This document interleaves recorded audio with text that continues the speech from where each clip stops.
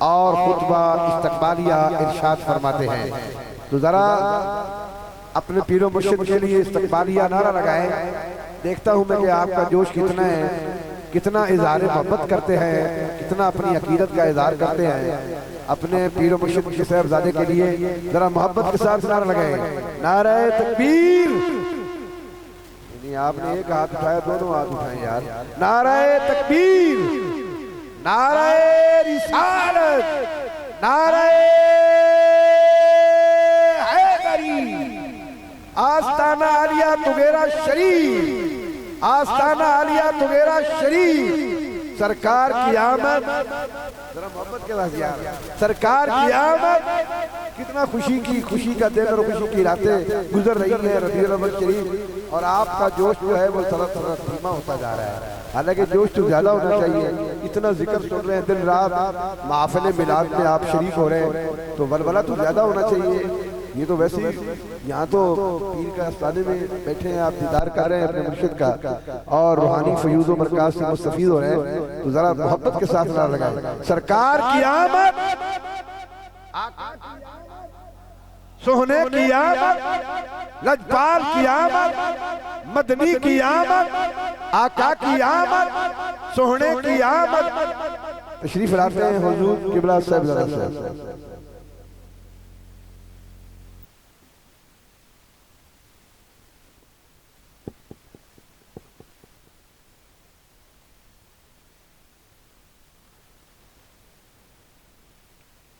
احمدک اللہم یا مجیب کل سائل والصلاة والسلام علی من ہوا افضل الوسائل وعلی آلہ واصحابہ ذوی الفضائل، اما بعد فاعوذ باللہ من الشیطان الرجیم، بسم اللہ الرحمن الرحیم۔ النبی اولا بالمؤمنین من انفسہم، صدق اللہ العظیم وصدق رسولہ النبی الکریم۔ تمام حضرات بسط عقیدت و احترام، بسط عجز و نیاز تاجدار کائنات، فخر موجودات، سرور اورنگ نشینان عالم، فخر آدم و بنی آدم، احمد مجتبیٰ محمد مصطفیٰ صلی اللہ علیہ وآلہ وسلم کی بارگاہ ناز میں ہدیہ درود و سلام پیش فرمائیں۔ اللہم صلی علی سیدنا و مولانا محمد وعلی آل سیدنا و مولانا محمد وبارک وسلم۔ الصلاة والسلام علیک یا سیدی یا رسول اللہ وعلی آلک و اصحابک یا سیدی یا حبیب اللہ۔ حضرات ذی وقار، ہم سب کے لیے باعث سعادت اور خوشبختی ہے اور باعث صد اعزاز و اکرام ہے کہ آج ہم میلاد مصطفیٰ صلی اللہ علیہ وآلہ وسلم کی اس مجلس کے اندر اپنے آقا اور مولا کا ذکر خیر کرنے کے لیے اور ذکر خیر سننے کے لیے حاضر ہوئے ہیں۔ دعا ہے کہ خالق کائنات ہم سب کی حاضری کو شرف قبولیت عطا فرمائے، اور میں اپنے تمام مہمانان گرامی کا دور و نزدیک سے تشریف لانے والوں کا تہ دل سے شکریہ ادا کرتا ہوں کہ آپ سب نے آج ہماری دعوت پر اپنی تمام مصروفیات کو ترک کرتے ہوئے اس مجلس کی زینت بنے، ہماری دعوت کو قبول کیا اور آپ سب تشریف لائے۔ حضرات ذی وقار، صرف 2-3 باتیں آپ کی خدمت میں عرض کرنی ہیں، کوئی تقریر نہیں کرنی، پیغام کی صورت میں 2-4 باتیں آپ کی خدمت میں پیش کروں گا۔ ہمارا ایمان، ہمارے ایمان کی بنیاد، ہمارے ایمان کی اصل وہ آقا علیہ الصلوۃ والسلام کی محبت ہے۔ وہ کیا ہے؟ وہ آقا علیہ الصلوۃ والسلام کی محبت ہے اور حضور کی ذات کے ساتھ محبت، پیار اور الفت، یہ ہمارے ایمان کی جان ہے، یہ ہمارے ایمان کی جان ہے۔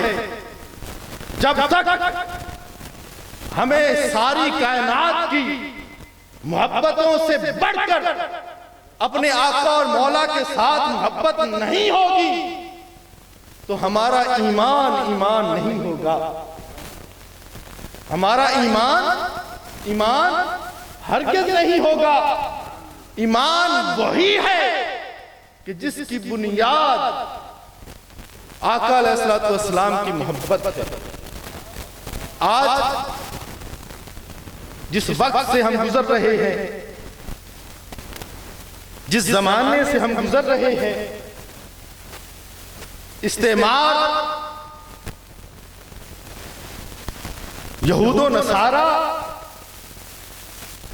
ان کی ایک ہی کوشش ہے کہ آقا علیہ الصلوۃ والسلام کی محبت کو ہمارے دلوں سے نکال دیا جائے۔ لیکن ہم تو حضور سے پیار کرنے والے ہیں، ہم تو حضور کے عاشق ہیں۔ ہمارا تو یہ عقیدہ ہے کہ اگر کوئی ہمارے نبی کی طرف تھوڑی سی انگلی اٹھائے گا، ہم اس کا سر تن سے جدا کر دیں گے۔ ہم اس کا سر تن سے جدا کر دیں گے۔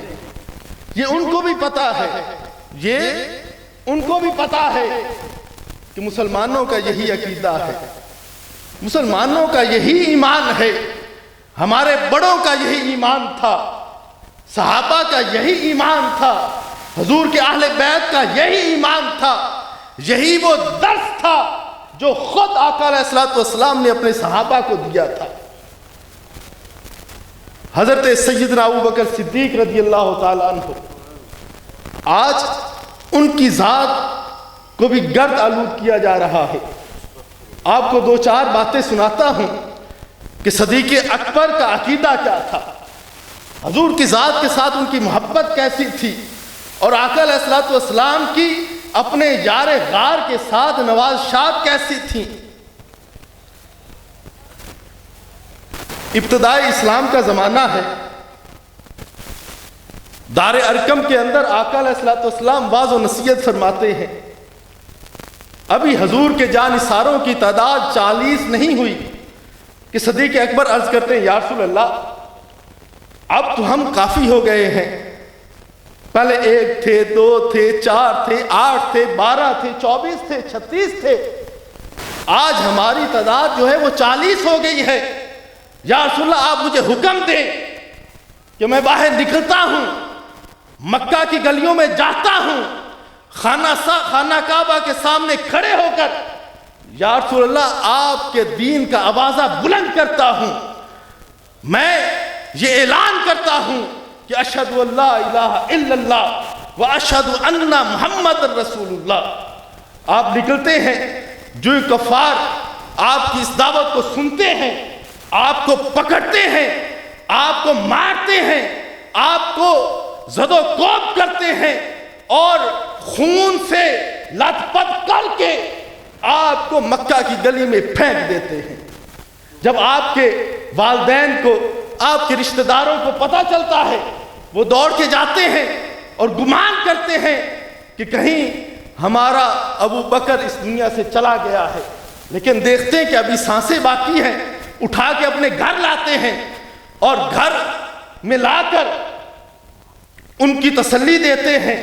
تھوڑی دیر کے بعد جب ان کو ہوش آتا ہے، جو ہی آنکھ کھلتی ہے تو ایک ہی سوال کرتے ہیں، ما فعل رسول اللہ، مجھے اور کسی شے کا نہ بتاؤ، مجھے صرف یہ بتاؤ کہ میرے آقا کا کیا حال ہے، نعرہ میرے سونے کا کیا حال تکبیر، ہے۔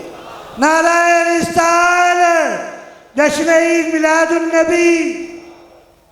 بھائی، رشتہ دار، باپ جو ابھی دائرہ اسلام میں خارج، دائرہ اسلام میں داخل نہیں ہوئے تھے، وہ کہنے لگے ہمیں تمہاری فکر ہے اور تمہیں کسی اور کی فکر ہے، وہ چھوڑ کے چلے جاتے ہیں۔ ماں کہتی ہے بیٹا ابو بکر یہ پانی ہے پی لو، کہتے نہیں پیوں گا، جب تک میں اپنے آقا کا دیدار نہ کر لوں میں پانی نہیں پیوں گا۔ ماں کہتی ہے بیٹا دودھ پی لے، کہتے نہیں پیوں گا، جب تک اپنے آقا کا دیدار نہیں کر لیتا میں دودھ نہیں پی سکتا۔ آخرکار ماں کہتی بیٹا مجھے تو پتہ نہیں ہے کہ تیرا محبوب کہاں ہے، تیرا آقا کہاں ہے۔ آپ فرماتے ہیں جاؤ ام جمیل کے پاس جاؤ، ان سے جا کے پوچھو کہ میرے آقا کا کیا حال ہے۔ ام جمیل دائرہ اسلام میں داخل ہو چکی ہیں، لیکن اس وقت ابھی اپنے اسلام کو چھپانے کا حکم تھا۔ والدہ حضرت ام جمیل کے پاس جاتی ہیں اور جا کے پوچھتی ہیں کہ ابو بکر پوچھ رہا ہے کہ تمہارے نبی کا کیا حال ہے، تمہارے نبی کا کیا حال ہے، وہ کس حالت میں ہے۔ وہ خاموش رہتی ہیں، وہ کہتی ہیں میں یہ تو نہیں بتا سکتی، لیکن ایسا کر سکتی ہوں کہ میں تمہارے ساتھ ابو بکر کے پاس جاؤں۔ آپ حضرت ابو بکر کے پاس آتی ہیں اور آ کے کہتی ہیں ابو بکر تیرا کیا حال ہے، یہ تیرا حال کس نے کر دیا ہے، سب ماجرے کا پتہ چلتا ہے۔ تو کہتی ہیں اللہ رب العزت ان قریب انہیں اپنے انجام تک پہنچا دے گا۔ حضرات ذی وقار، حضور کی جب خبر ہوتی ہے کہ آقا علیہ الصلوۃ والسلام تو دار ارقم میں تشریف فرما ہے، ایک طرف ام جمیل حضرت ابوبکر کو پکڑتی ہے، ایک طرف سے حضرت ابوبکر کی والدہ آپ کو پکڑتی ہے، دونوں سہارا دے کر جب آقا علیہ الصلوۃ والسلام کی خدمت میں جاتی ہیں تو آقا علیہ الصلوۃ والسلام حضرت ابوبکر کے استقبال کے لیے کھڑے ہو جاتے ہیں۔ حضور حضرت ابوبکر صدیق کے استقبال کے لیے کھڑے ہو جاتے ہیں، فَقَبَّلَهُ، اور حضرت ابوبکر صدیق کو بوسہ دیکھتے ہیں، اور حالت یہ ہوتی ہے کہ وہ رکتاً شدیدتاً کہ آقا علیہ الصلوۃ والسلام پر ایک رکت طاری ہو جاتی ہے۔ یہ حال تھا صحابہ کا، یہ حال تھا سیدنا صدیق اکبر کا کہ انہیں آقا علیہ الصلوۃ والسلام کی ذات کے ساتھ کیسی محبت تھی کہ موت کے قریب جا کر بھی کسی اور شے کا خیال نہیں رہتا، اگر کسی شے کا خیال رہتا ہے تو وہ اپنے آقا اور مولا آقا علیہ الصلوۃ والسلام کی ذات کا خیال رہتا ہے۔ حضرات ذی وقار، یہ ایک نمونہ آپ کی خدمت میں پیش کیا۔ حضور کے جانثار صحابہ کے تو ہزاروں ایسے واقعات ہیں کہ انہیں ہر چیز سے بڑھ کر آقا علیہ الصلوۃ والسلام کی ذات کے ساتھ محبت تھی۔ آج ہمارے ایمان کا تقاضا ہے، آج ہمارے عقیدے کا تقاضا ہے کہ ہم کائنات کی ہر شے سے بڑھ کر اپنے آقا اور مولا آقا علیہ الصلوۃ والسلام کی ذات کے ساتھ محبت کریں، حضور کی ذات کے ساتھ پیار کریں، حضور کی ذات کے ساتھ عشق کریں۔ دنیا کا کوئی بھی استعمال اگر آقا علیہ الصلوۃ والسلام کی ذات کی طرف انگشت مائی کرے تو ہم سب متحد ہو کر ان کو بتائیں کہ ہم آقا علیہ الصلوۃ والسلام سے محبت کرنے والے ہیں، حضور سے پیار کرنے والے ابھی زندہ ہیں، حضور کے عاشق ابھی زندہ ہیں، حضور کا نام الاپنے والے ابھی زندہ ہیں، اور آقا علیہ الصلوۃ والسلام کی ذات پر جان کو نثار کرنے والے ابھی زندہ ہیں۔ ایک واقعہ آپ کو سناتا ہوں. ہمارے ملک پاکستان کے ایک بہت بڑے دانشور گزرے ہیں، ان کا نام ہے اشفاق احمد. وہ زاویہ کے اندر ایک واقعہ نقل کرتے ہیں کہ اٹلی کی ایک بڑی معروف یونیورسٹی ہے، اس کا نام ہے گولڈ گارڈن. کیا نام ہے؟ Gold garden. بڑی معروف یونیورسٹی ہے. اس کا ایک چانسلر جس کا نام جارج ولیم ہے، وہ ٹی وی کے اوپر انٹرویو دے رہا تھا. ٹی وی کے اوپر انٹرویو دے رہا تھا تو جو اینکر تھا اس نے پوچھا کہ جناب کوئی ایسا واقعہ سنائیں کہ جس واقعے نے آپ کو سب سے زیادہ متاثر کیا، سب سے زیادہ متاثر کیا. تو اس دانشور نے، اٹلی کے بہت بڑے دانشور نے جو کہ عیسائی تھا، اس نے کہا کہ ہاں ایک مسلمان بھکاری کا واقعہ ہے، ایک مانگنے والے گداگر مسلمان کا واقعہ ہے. اس واقعے نے مجھے بہت متاثر کیا. اینکر نے کہا کہ بتاؤ وہ واقعہ کیا ہے؟ ایک بھکاری، ایک مانگنے والا، اور وہ بھی مسلمان، اس نے تم کو متاثر کر دیا، تم اس سے متاثر ہو گئے. وہ کیا واقعہ ہے؟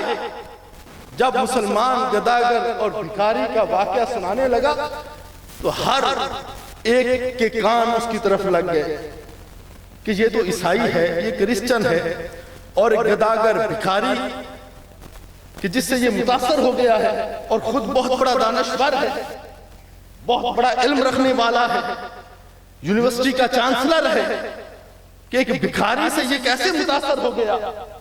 وہ کہنے لگا ایک دن میں صبح سیر کے لیے ایک باغ میں گیا. جب وہ باغ میں پہنچا تو ایک بھکاری مسلمان مانگ رہا تھا.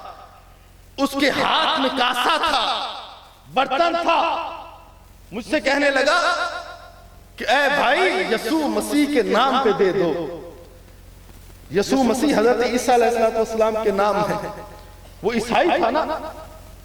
تو گداگر بھکاری کہنے لگا کہ یسوع مسیح کے نام پہ دے دے بابا، یسوع مسیح کے نام پہ دے دے بابا، یسوع مسیح کے نام پہ دے دے بابا. وہ کہنے لگا کہ پہلے تو میں تھوڑی دیر اس کے ساتھ ساتھ چلتا رہا، پھر میں نے جان چھڑانے کے لیے تھوڑا بھاگنا شروع کر دیا. میں جب تھوڑا سا بھاگا لیکن وہ بھکاری میرے پیچھے پیچھے تھا. وہ یہی کہہ رہے تھا کہ یسوع مسیح کے نام پہ دے دے بابا، یسوع مسیح کے نام پہ دے دے بابا، یسوع مسیح کے نام پہ دے دے بابا. وہ پروفیسر کہتا ہے کہ میں ٹھہرا اور میں نے کہا اے مسلمان بھکاری، یہ جو کاسا ہے، یہ جو گدائی والا برتن ہے، اس میں جتنے پیسے ہیں یہ تو مجھے محمد کے نام پہ دے دے، یہ تو مجھے محمد کے نام پہ دے دے. وہ کہتا ہے کہ وہ گداگر، اس نے کہا اب ٹھہرے رہنا، اور یہ جو کچھ میرے پاس ہے یہ قبول کرنا، یہ تو میری ایک دن کی کمائی ہے. اگر تو میری جان مانگتا تو میں محمد عربی پہ قربان کر دیتا. نعرہ تکبیر. ہاتھ اٹھا کر جواب دے. نعرہ تکبیر، نعرہ رسالت، نعرہ رسالت. سیدی مرشدی، سیدی مرشدی، غلام ہے، غلام ہے، غلام ہے، غلام ہے، غلامی رسول میں، غلامی رسول میں. نعرہ رسالت. کہنے لگا یہ تو میری ایک دن کی کمائی ہے، اگر تو محمد عربی کے نام پر میری جان مانگتا تو میں جان تجھے دے دیتا. ایک جان کیا، اگر مجھے خدا 1000 جانے دیتا تو میں محمد عربی کے نام پہ قربان کر دیتا. ان کو بھی پتا ہے، ان کو بھی بھول نہیں ہے، وہ صرف ہمیں آزماتے ہیں. وہ علامہ نے کہا تھا کہ روح محمد ان کے بدن سے نکال دو، روح محمد ان کے بدن سے نکال دو. مشہور واقعہ ہے کہ علامہ کہتے ہیں کہ اس وقتی برطانیہ حکومت نے مشورہ کیا آپس میں کہ ہم نے ان کے مال پر قبضہ کر لیا ہے، ان کی جائیدادوں پر، مسلمانوں کی جائیدادوں پر قبضہ کر لیا ہے۔ کیا وجہ ہے کہ ہم ان کے دلوں پر قبضہ نہیں کر سکتے؟ تو انہیں اسے رپورٹ دی گئی، اس وقت کے برطانوی شہزادے کو یہ رپورٹ دی گئی کہ ان کے دلوں پر ایک ہستی کا پہرا ہے، ایک ہستی کی محبت ہے، کہ وہ ہستی روح محمد ہے، کہ جب تک ان کی آقا اور مولا کی محبت ان کے دلوں میں موجود ہے، تمہاری محبت ان کے دلوں میں گھر نہیں کر سکتی، تمہاری محبت ان کے دلوں میں گھر نہیں کر سکتی، کہ کی محمد سے وفا تو نے تو ہم تیرے۔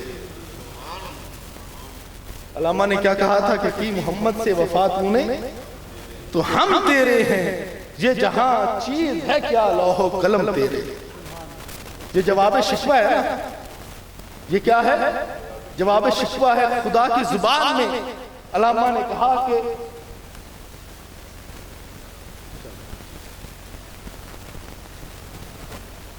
علامہ نے کہا خدا کی زبان میں کہ خدا اپنے بندوں سے کہتا ہے کہ کی محمد سے وفا تو نے تو ہم تیرے، کہ خدا کے تمہارا ہونے کی ایک ہی شرط ہے کہ ہم محمد عربی کی غلامی قبول کر لیں۔ محمد عربی کے آبروئے ہر دو سرا، محمد عربی کے آبروئے ہر دو سرا، کسے کے خاک درش میں خاک بر سرے، کہ محمد عربی کی جو عزت ہے وہ ہر دو سرا کی عزت ہے، وہ ہر دو سرا کی آبرو ہے، کسے کے خاک درش میں جو ہمارے آقا کے در کی خاک نہیں بنتا اس کے سر میں خاک ہو، اس کے سر میں ہم اس کی عزت نہیں کریں گے، ہم اسی کی عزت کریں گے جو ہمارے آقا اور مولا کی عزت کرے گا، جو ہمارے آقا اور مولا کی عزت کرے گا۔ حضرات ذی وقار، آج کی اس مجلس میں یہی چند گزارشات تھی، بلکہ ایک ہی گزارش تھی کہ ہمارا ایمان حضور کی محبت ہے، ہمارا ایقان حضور کی محبت ہے، ہمارا عقیدہ حضور کی محبت ہے، ہمارا ایمان کی جو جان ہے وہ آقا علیہ السلام کی محبت ہے، کہ ہماری روح اگر ایک شے سے شرشار ہے تو سمجھ لیں ہمارے ایمان کے اندر روح ہے، اور وہ روح آقا علیہ السلام کی محبت ہے، کہ بمصطفیٰ برسا خیش را کے دی ہماؤس، بمصطفیٰ برسا خیش را کے دی ہماؤس، گر باؤن رسیدی تمام بولا حدیث، گر باؤن رسیدی تمام بولا حدیث، وآخر دعوانا الحمدللہ۔ نعرہ تکبیر، زور سے ہاتھ اٹھا کر جواب دے، نعرہ تکبیر، نعرہ